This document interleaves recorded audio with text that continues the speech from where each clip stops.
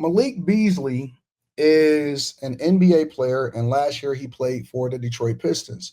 But he's played for several teams, including Denver and Minnesota and Milwaukee, I believe. He's recently had a phenomenal stint. A phenomenal stint. He played really well in the playoffs.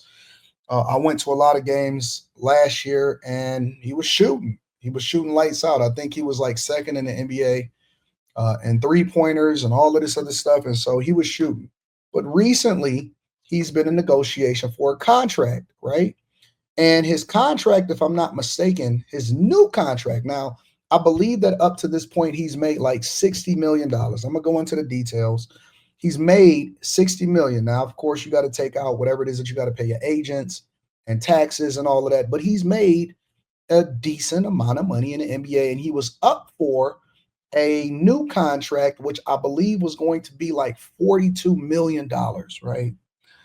But he's recently been the subject of an investigation for gambling, right? And you know how the internet do once the FBI, not just by the NBA, but the FBI themselves. And so the FBI is now going in and they're investigating because this is how they're allegedly saying that this kind of hit the radar. Gambling sites, obviously, it's not just gambling sites. They also have the ability to be able to monitor where the big money and where the big bets are going, and then they can adjust accordingly, right? So what you basically seen was that there was a big prop bet that triggered something allegedly for Malik Beasley, right? And like a whole bunch of money was put on something or whatever, and so that kind of triggered an investigation. Now, the problem with this is that nobody really pays attention until everybody starts to pay attention, right? Marcus says, is it a crime to gamble? Absolutely, it is a crime to gamble if you are a player that controls the outcome of what happens in an NBA game. That means that you compromise the integrity of the game, which is absolutely horrible for any league, because the reason that we love sports is because we believe that anything is possible. The spirit and the soul of sports is that anything is possible. But when you start to introduce other factors into it and control the outcome of the game, it compromises the integrity of the game, which then it compromises the amount of money that the NBA can charge, make from it, advertisers, and all of that. So at 100% is a crime, and it is in their contract that NBA players, NFL players, MLB players, hockey players, NHL players, soccer players, if you are a part of major sports, you are forbidden from being able to gamble in sports.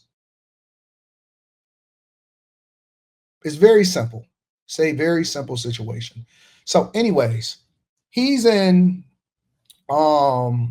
negotiations for a $42 million new deal with the Pistons. The Pistons then shelf the deal because the Pistons don't necessarily care for the idea that all of this visibility is coming. And so they're waiting for the FBI to do their due diligence. But now I think that that's completely off the table because the Pistons and the NBA, no NBA franchise, wants to be associated with somebody that is being accused of gambling. All right. So let's deep dive into it. I'm going to play a small clip of somebody explaining the situation. I'm gonna go over to David Purton. He's a NBA sports betting reporter, and he was having an interview with somebody, and he kind of broke down the situation. And I'm gonna include some additional details into it before I give my commentary on what I believe and how I believe things are playing out. All right. So this is kind of a summary of how things are going and what this breakdown of this federal investigation is going into Malik Beasley. All right. Is Beasley accused of doing? So federal authorities are investigating him on allegations of gambling on the NBA related to games and prop bets. That's according to his attorney. So exactly the details of which games and what went down with him are still unknown at this time. But he is the third NBA player in just the last 18 months to be reportedly under investigation by the feds for betting allegations. And he joins Jonte Porter and Terry Rozier. Okay, this is different than the NBA investigating. What happens when there's a federal probe? How do they investigate as opposed to what the NBA would do? Well, this all started back again with the Jonte Porter thing, and they subpoenaed some of the sports books for betting records for individuals that they suspected may have been involved.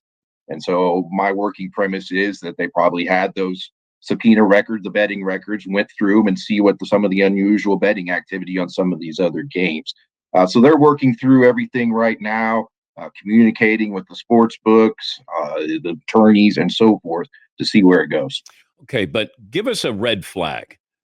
Give Mhm. us what happens when all of a sudden somebody goes, wait a minute, something Yeah, suspicious. that's a great question. And when bookmakers really are convinced that something is untoward is going on, is when they move the odds, right? So a prop bet may be over under 2.5. For rebounds or whatever, and instead of moving, up to 4.5, they'll adjust the big on. If you want to bet the over, it may be minus 200. When they adjust the odds and the bettors don't stop betting it and just keep betting it, even though these odds have moved against them, it is a major red flag. In fact, some bookmakers will tell me they will do it intentionally, moving it overly aggressive, move these odds so crazy that nobody that was really trying to bet it seriously would keep betting, and yet people do keep betting it. And What happens is a player then can control the outcome because they are compromised by whatever it is that's happening outside of the actual court. So I'll give you an example. The very last play for the Pistons versus the New York Knicks. Malik Beasley, there was a beautiful play that was drawn up for Malik Beasley, the very last play that eliminated the Pistons out of the playoffs. Malik Beasley, there was a play that was drawn up for him to be able to take the shot, and he was shooting deadly. He was absolutely hitting on everything and all of this stuff, right? He had 6 threes already in that game. The play was drawn up for him to take the last shot. They passed it to him, perfect pass. He fumbles it out of bounds by mistake, right? So people in the internet and everybody that goes and look at all of these different plays are going through and are looking at all of the different mistakes, quote unquote, that he made, all of the additional scoring at the last minute that was unnecessary, right? Because now everything is under a microscope. And if the player is able to control the outcome, and let's just say your bookie or people that you owe money to or whatever, or even yourself, you make a huge bet through somebody else that then influences the game, it compromises the integrity of the game. Okay. But here's the key. Here's the question that we need to ask ourselves. Why would a person that is allegedly made close to $60 million in his NBA career and also up for a $42 million new contract be even in a position to have to do this in the first place? And or why do they need money? And or why would you even put yourself in a position to have to fumble $42 million? An additional $42 million. And what I'm telling you guys is that a lot of these players, and I say it all the time, you can increase the contracts to as much as you want to, unless you're a LeBron, a Steph Curry, a Kevin Durant, or something like that, Jason Tatum, right? And you're probably going to make well over $1 billion in your lifetime, right? A lot of these players, even when they make up to 100 million in their life or whatever, they are 100% broke. These people be struggling. They trying to figure it out. I'll give you an example, right? Let me share some of my screen some more with you guys so that we can have a realistic conversation about what's going on. Now, remember, last year he was playing for the Detroit Pistons. I'm going to share my screen with you guys. And so this was largely first reported on by the Detroit Free Press, I believe. And this is what's happening. He's owed $8 million to debtors and had wages garnished even by a dentist prior to the gambling investigation. Check this out. Now, it wouldn't seem like a big deal, but once they start investigating and once they start looking up and pulling up your past, now it's starting to become a thing. It said he was destined to become he's destined to become the ultimate cautionary tale. He's made over 60 million already in career earnings, and he had a massive contract, what I was telling y'all on the table. And he had a $40 million free agent offer. And he's potentially now not going to be able to be in the NBA any longer. So think about that for a minute. You had an opportunity to make over $100 million in career earnings, and you fucked it up. You messed it up. And this was probably going to be his last contract. It was probably going to be his last big contract. So whatever it is that he fumbled before that, this was going to be his thing to where it probably was going to help him sail into the sunset, even though obviously it still seems like he had bad habits going on before that. Check it out.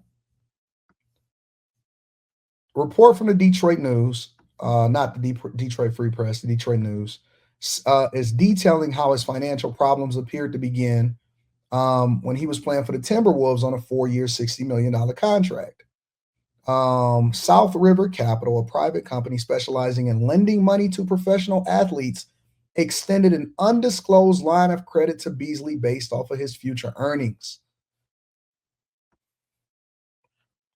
These dudes is degenerates, they're tricks, they gamble big, they owe big money, they finance, they get big houses, they take big trips, they buy big cars, and then they go big broke. If you have a 4-year, $60 million contract,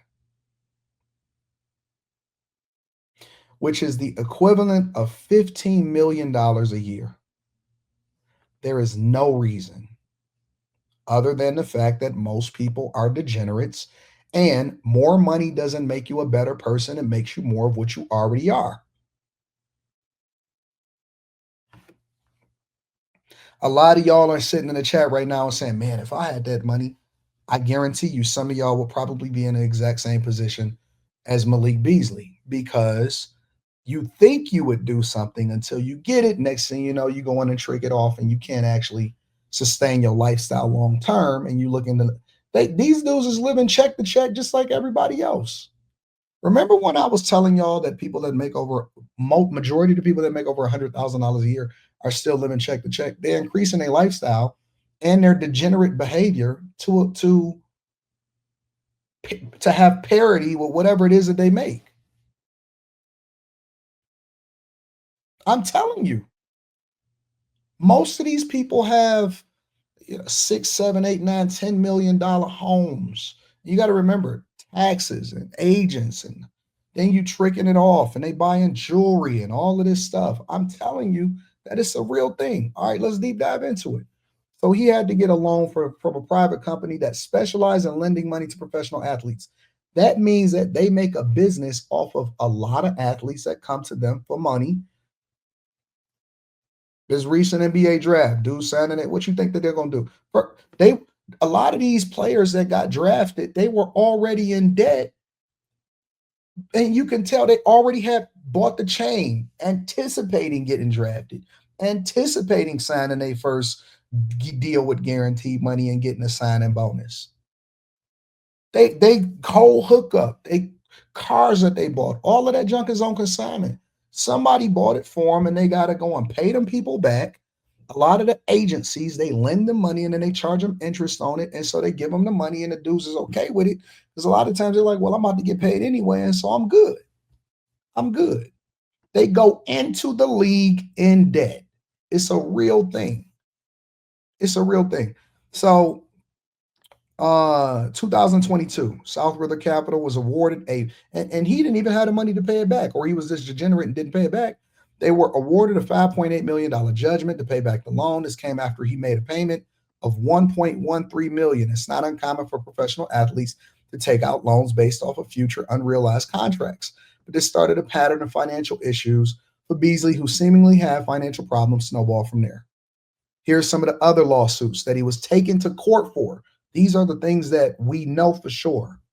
$650,000 to Hazen Sports Management for failure to repay a loan against future marketing revenue. $26,000 to Cairo Cuts, a celebrity barbershop in Milwaukee. What type of lifestyle are these people living? How do you get to the point to where you owe $27,000 to a celebrity barber? Are y'all dumb or are y'all stupid?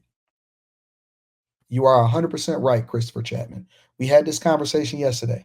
This is why Kevin Samuels used to say athletes aren't considered high-value men. You are 100% right. Y'all are on it today. Shout out to my audience on the 4th of July. The Stott. The Stott is a historic apartment building in Detroit for failure to pay rent. So the Stott is a recently renovated high-rise apartment building. You know how I got a space in downtown Detroit? Well, the Stott is a different place that's in downtown Detroit. That's the high-rise, and he owes 21,000 in unpaid rent. Guess who owns the Stott in downtown Detroit? Dan Gilbert. Dan Gilbert owns Rocket.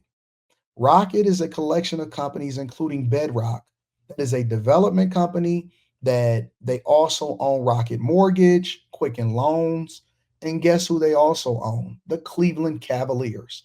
So Bedrock is a company that is owned by Dan Gilbert, and they are the ones that own the Stott, which is a recently renovated high rise that he was living in, and he failed to pay rent. You got to be an idiot. You have to be an idiot. He owes $34,000 to a dentist that got a judgment against him, despite earning $6 million this past season with the Detroit Pistons. So even if, let's say hypothetically, because right now it's just alleged that he's caught up in the gambling scheme, right? And let's say, for example, because Terry Rozier got investigated, he was cleared, he was never gambling either, right? But think about it for a second, because NBA players, they have dental, they have benefits, they have all of this, right? I don't know what he's doing. I have no idea. It sounds like he got bad habits. It sounds like he a trick. It sounds like he got bad money management. It sounds like he a finesser also. He makes a lot of money, but it doesn't mean that he manages it effectively. And he owes a lot of money. And so this is what it is that he do. He don't pay his bills. He don't pay his bills. He doesn't pay his bills. No, it does not cost that amount of money to get your teeth done. I don't know what the hell he got going on out in these streets. But it sounds like he doesn't pay his bills. But this is what I'll be telling y'all a lot of times, because y'all be sitting there going off of Google. It says, in addition to these lawsuits, there's also an outstanding bridge loan from a firm in Florida, which the athlete signed. In total, he had over $8 million in outstanding loans and unpaid bills. And again, that's just what we know of. That's just what we know of. And then on June 30th, news broke that Beasley was under investigation by the FBI as a part of a wire fraud investigation involving gambling and prop bets. So, it's dumb. It is, bro. It's stupid. It is so dumb. So he's out here. He had a 3-year, $42 million contract on the table, and the Pistons rescinded the offer when the news of the gambling probe emerged. So now he fumbled future earnings. He's out here in these streets looking dumb. And this is why I tell y'all on a regular basis that you have to pray for good judgment, understanding, and character. Because it's not just, Marcus, it's not just about money. It's also about good character, understanding, and judgment. Because the mistakes that we make, right? And when I say we, I'm not saying that, I'm going to just say people that make a lot of money, all right? The mistakes that people that make a lot of money make are exponentially much more impactful than for people that have regular everyday jobs. Let's say, for example, you go out there and you fuck up a bet and you make $80,000 a year. All right, cool. You in debt. You got to dedicate yourself. You got to buckle down. You got to get to it. If you are Malik Beasley, though, you're depending on hopefully making another 42, which after taxes, that's going to be, let's say 21. Then you got to pay your agent. Let's say you get a good 18, 19 out of that. But then you owe 8 to 10 million to somebody else. And you got to live off the other 10 for the rest of your life while also surviving. And you got to still deal with the bad habits that you have. So you're talking about a person that, and it's a lot of these guys. It's not just sports players, rappers, entertainers, a lot of these guys. These guys have a window. They have a small window of most of the time of opportunity to generate as much revenue as they can. They got to last them for the rest of their life. When you see all of these athletes, for example, that are doing these podcasts and they're trying to figure out how to make some more money and they're trying to get popping and stuff, I don't believe that they're doing that just because they're doing it for fun. They're doing it because they're trying to figure out how to get their money back up. They trying to use whatever relevance that they have in order to create a new stream of income. It's different for us because we have a skill set. Take a doctor, for example. I've managed a lot of doctors and not managed. I've had a lot of coaching sessions financially with doctors and people that are very high net worth income people, right? And they have just as bad money habits as everybody else. They make a lot of money, they make a ton of money, and they fumble a lot of money. But here's the difference between them, entertainers and NBA players and all of these other guys, right?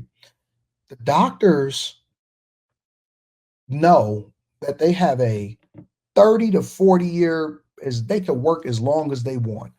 They'll go out here and they be tricking. You go to the tables, they be at the gambling tables. They buy the big cars, they have the big houses, they have debt out the wazoo, they have a whole lot of student loan debt. But the difference is that they know that they basically gonna work for the rest of their life. And every year they're gonna make between 600 and $1 million or $2 million, whatever it is that they make. And their earnings are probably going to go up more and more every single year. They have a skill set that allows for them to be a degenerate and still be able to recover from it, right? When you talk about an NBA player and y'all tricking and they flying these chicks out, they going to get the chains and they get the cars, they have a small window to trick off. And so when I tell y'all that these rappers and these NBA players and stuff like that, that they be broke in real life, when they in it, they doing okay. They got the outfit, they sitting on the sidelines, they wearing the Miri jeans and all of this stuff. They got their chains and stuff, but they gonna be retired. They gonna be kicked out of the league by the time that they 28 years old. It's a new crop of draftees that's coming into the league behind them. And every year there's a new crop of NBA draftees that's coming in there behind them, right? And so if their only source of income is going to be that, and then the thing that they got to use in order to sustain themselves for the rest of their lives is this, it's a different game. And you're talking about 20, 21, 18, 19, 20, 21, 22 year olds, 1 year out of college, coming into the league, and they got child support against them. They got women that's making accusations that they got to pay off. They got a lifestyle that they want to live and they trying to keep up for the sake of appearances. They gambling on the plane back and forth and all of this stuff, right? And so they got a life that they got to adjust from when they get sat down. By the time that they get 26, 27, 28 years old, you got another 50 years on this earth, 60 years on this earth. What you going to do about that? They had a white girl that got with him in college, and now that he ain't in the league no more, they divorcing him. So now you got to give up more than half of your stuff, and you got to pay child support. What you gonna do about that? So y'all wishing to pee these dudes, and y'all talking about how much money y'all think that they making in their career earnings. It's a bunch of Malik Beasleys out there that's hoping that they don't get exposed, and they trying to figure out what they gonna do with their life. It's a whole lot of Malik Beasleys. But you think that these people are like savvy? They taking care of their homeboys. They bought their mama a house and a car. They told everybody that they could retire and all of this stuff. But you think that these people were financially savvy just because they made it into the NBA? Most of these dudes is Neanderthals. Most of these guys are Neanderthals. They have a talent that they're getting paid for, and they going out here and they living a lifestyle, and they don't know how to manage it effectively. I'm giving you the real. I'm telling you the truth. I I'd rather be the person that get it slow and slow burning and compound it over time than a person that get it fast and fumble it because you'll never be able to recover from it. You know what my biggest joke that I used to say to NBA players that I didn't like when I was, when I would be sitting on courtside. That's how I got into it with Boogie Cousins. I had I went viral because Boogie was trying to get me kicked out, and it was his last year in the league. And everybody didn't know it was his last year in the league, but I anticipated that it was going to be his last year in the league. And I was sitting there courtside, and we arguing. And I said, and this the one that got to him. Had nothing to do with what happened on the court, none of that stuff. This is what I said to him.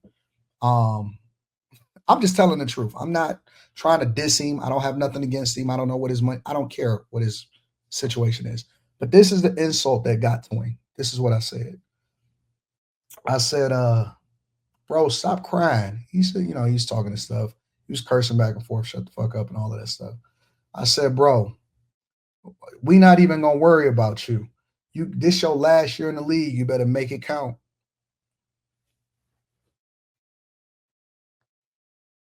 I said, this your last year. His teammates was over there laughing. They was trying to hold in their laugh. Because I told him, I said, listen, bro, this your last year. I said, bro, I'm going to be right here in these seats next year, and you're not even going to be in the league. That pissed, for whatever reason, that hit right here, it hit in their soul. I don't know what it is. Next year, he was out the league. That's what I said. It hit their soul, bro. It hit their soul. Hey, man, what you doing over there? I told another NBA player, I forgot what his name was. He had some goggles on. I forgot what the game was. And he said, yeah, I'm a millionaire. I said, I know what your contract is. I'm richer than you. All of the people in the sidelines was laughing at him. All of his teammates was laughing at him. He couldn't say nothing. I said, I know what your contract is. I forgot what his name was. He was a decent player, but he had a decent contract. I said, I know what your contract is.